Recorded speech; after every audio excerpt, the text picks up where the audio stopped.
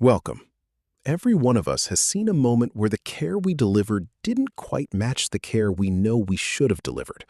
A delayed antibiotic, a missed screening, a checklist that lives in a drawer. Quality improvement is how we close that gap, and it is something every one of us can start doing on our own ward this month. Over the next few minutes, we'll cover what a quality improvement project is, why it matters more than you might think, how it differs from research, and exactly how to run one using focused PDSA cycles. This is about action. By the end, I want you ready to pick a problem and test a change. Most harm in pediatrics does not come from a lack of knowledge. It comes from systems that don't reliably deliver the care we already know is right. On average, it takes about 17 years for research evidence to become routine practice at the bedside. That lag is long, but the remedy is small and fast. We test tiny changes on one shift or one patient, and we learn within days, not years. So the opportunity is this: you don't need new science to improve care tomorrow. You need a method, and that method is what the rest of this talk is about. So what exactly is a quality improvement project? It is a structured, continuous effort to make care better, safer, and more reliable by testing small, measured changes to close the gap between the care we deliver and the care we should deliver. 3 words make it distinct: structured, continuous, and system-focused. It is not a one-off audit, not a policy memo that gets filed away, and not a hunt for who made a mistake. We plan a change, do it, study what happened, act on what we learned, and then go around again. And notice the last hallmark: quality improvement treats frontline staff as partners. The people doing the work design the fix. That is why these solutions actually stick. If you remember one thing, remember this: it is data-driven, it is iterative, it fixes the system, and it never blames the people. Why does this matter so much in pediatrics? Children can't advocate for themselves. Doses are weight-based. The margins for error are small. So reliable systems are not a luxury. They are core to safe care. Here are 6 reasons quality improvement matters. First, patient safety. Most harm comes from unreliable systems, not careless people. An improvement makes the right thing happen by default. Second, it closes the evidence gap, turning guidelines into reliable daily practice. Third, it makes smarter use of limited resources, cutting waste and freeing capacity for the children who need it. Fourth, frontline ownership. Because staff design the changes, the solutions last. Fifth, accreditation and governance bodies now expect demonstrable, ongoing improvement work. And sixth, it builds your own leadership, data, and teamwork skills. It is good for patients, and it is good for your career. There are several recognized improvement methodologies, and they overlap heavily. You do not need to master all of them. Lean is about flow and removing waste, which is great for clinic waiting times. Six Sigma is about reducing variation in high-volume processes. Clinical audit compares practice against a standard and then re-audits. And audit is often what reveals the gap that launches a project in the first place. But for frontline pediatric teams, the workhorse is the model for improvement and its PDSA cycle. It is the most flexible, the easiest to learn, and the best fit for busy teams testing changes in real time. That is the method we will focus on for the rest of this talk. Before we run our first cycle, one more piece of foundation. How is quality improvement different from research? Both use data and discipline, so they can look similar, but their goals differ. Research asks, what is the right thing to do? Quality improvement asks, are we actually doing the right thing every time? Research generates new generalizable knowledge. Improvement produces a better local process. Research locks its protocol and holds it fixed. Improvement deliberately changes the plan as it learns. Research wants rigorous, powered data sets. Improvement wants just enough data to decide the next step. This is not a rivalry. Rigorous research creates the standards that improvement works toward. They are partners. But for frontline work, improvement is usually the right tool, And confusing the two is a common reason projects stall in slow ethics processes. So here is the case for why, at the bedside, the quality improvement mindset often matters more. To be clear, research is essential, but for a frontline team trying to make care safer this month, improvement is usually the more relevant and more powerful tool. Here is why. 1. It acts on what we already know, because most harm comes from failing to apply existing evidence reliably. 2. It helps the patients in front of you. Research benefits future patients, but improvement benefits the children on your ward this month. 3. It is fast and iterative. You can test a change Monday and refine it Friday. 4. It is low risk and locally owned, so it rarely needs heavy oversight. 5, and this is the clincher, it changes the system, not just the knowledge. A trial can prove an idea works, but only improvement embeds it into everyday workflow, so it happens every time. And 6, it builds a culture of improvement. Because once a team tastes one successful cycle, improvement becomes a habit.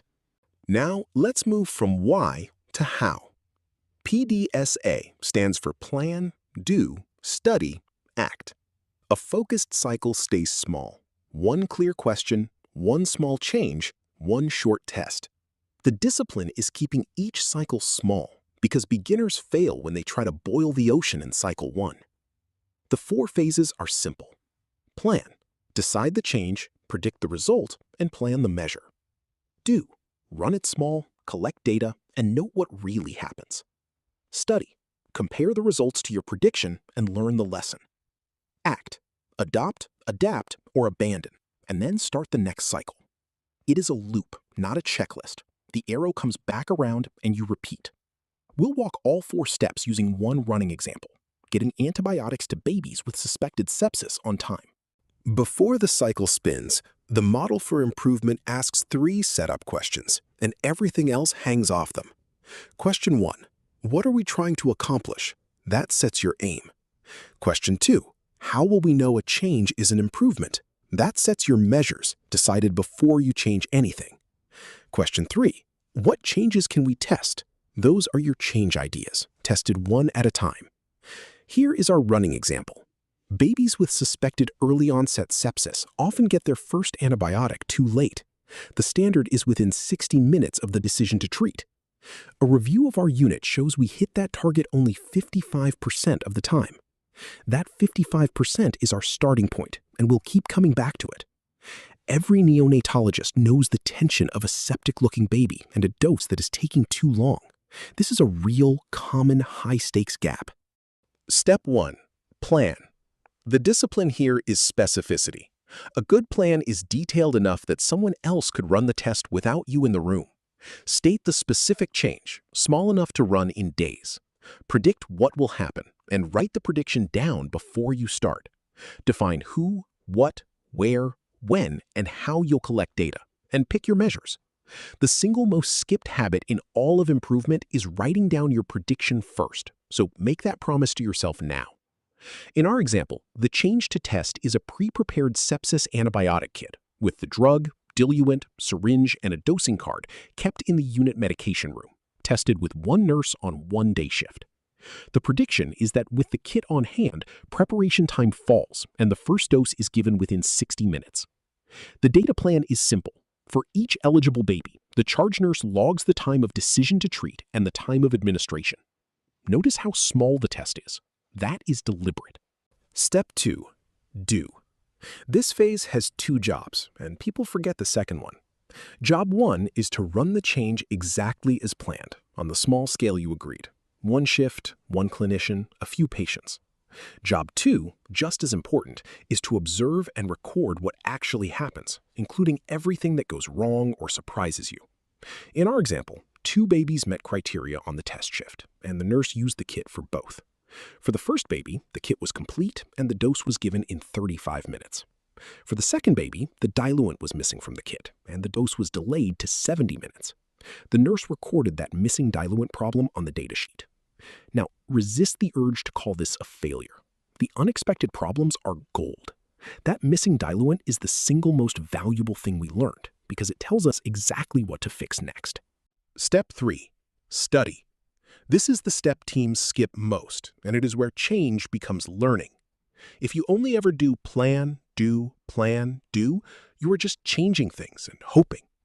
So compare what happened with what you predicted. Plot the data over time on a run chart. Ask why for both the successes and the failures. Then summarize the lesson in 1 or 2 sentences. In our example, the kit clearly sped up preparation when it was complete, supporting our prediction. The single miss was caused not by the idea, but by an incomplete kit, a stocking problem, not a design flaw. So the lesson is this. The kit concept works, but only if it is reliably and completely stocked, and stock checking must be built into the process. Look at the run chart. We start at the 55% baseline, dip slightly in our messy first cycle, and then climb as later cycles add fixes, crossing the 90% goal line. A run chart shows whether change is real and sustained, rather than random noise. Always annotate it with the date each change went in, so you can see cause and effect. Step 4. Act. Every cycle ends with exactly one of 3 decisions. Adopt, when the change worked as hoped, standardize it and scale up. Adapt, when the idea is sound but needs tweaking, modify it and test again in a new cycle. Or abandon, when it didn't help or caused harm. Drop it and test a different idea. And abandon is a perfectly good outcome. You have learned cheaply on one shift before rolling something out unit-wide. In our example, we adapt. We keep the kit because the idea is sound, but we fix the stocking weakness by adding a daily stock check by the night charge nurse and a checklist taped inside the box. Then that decision immediately becomes the plan for cycle 2. Test the kit plus the stock check over 3 day shifts. Predict that all eligible babies are now treated within 60 minutes, and then study and act again. Act is not the end. It is the hinge that connects one cycle to the next. A single cycle almost never solves the whole problem. The real power is in chaining cycles together into a ramp of improvement, where each cycle builds on the last and scope grows as confidence grows. Cycle 1 tested the kit with 1 nurse on 1 shift. Cycle 2 added the stock check and tested it over several shifts. Cycle 3 layered in a standardized sepsis order set, tested on day shifts for 2 weeks. Cycle 4 spread the change to all staff and to night shifts. And Cycle 5 embedded it into policy, induction, and a visible dashboard to hold the gain. Only then do we reliably reach our 90% aim. 2 lessons here. You earn the right to spread by proving it small first. And each new setting, like the night shift, deserves its own quick cycle, because what works on days may break at night. So when someone says, "We tried that once and it didn't stick," the answer is, one cycle isn't a project. The ramp is the project. A few simple tools make every step stronger, starting with the aim. A vague aim is the most common reason a project drifts, so make it SMART: specific, measurable, achievable, relevant, and time-bound. Specific: what exactly and for whom?